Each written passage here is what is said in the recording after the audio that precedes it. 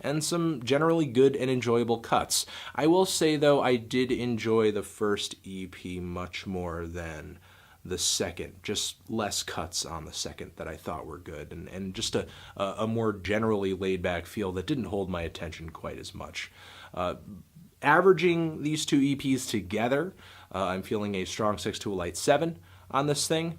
As some other stuff he's put out like Taboo, but it's still colorful, it's still creative, it's still memorable, it's still catchy. He still gives you everything he's got within the span of time he's given himself to do it. Even in this limited state, Denzel and Kenny are delivering high-impact tracks with good performances, a cool semi-concept, and a lot of replayability too. I'm feeling a strong 7 to a light 8 on this thing. Down version of the Ricky instrumental. In that respect, it does come off kind of redundant. So while Zoo is not a massive statement or anything by any stretch of the imagination for Denzel, it is very entertaining. It's a very fun project with one smart slap after another, a couple of so-so songs, but really nothing outright terrible. Still, even in this narrower context, Denzel continues to sound like one of the best voices in hip-hop right now. I'm feeling a strong 7 to a light 8 on this thing is great. The songwriting on this thing is great.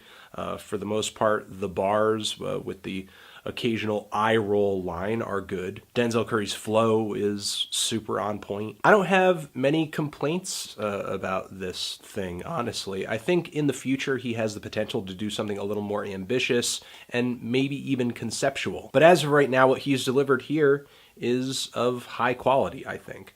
I'm feeling a strong 7 to a light 8 on this Tran. Cuts only make for a few cuts, a few pockets here and there. The vast majority of this LP is some of Denzel's most layered, thoughtful, and conceptual work to date. Loving the personal angles, loving the forward-thinking production, loving the versatility and overall in his catalog, loving the consistency, because, I mean, the man just comes out with great album after great album.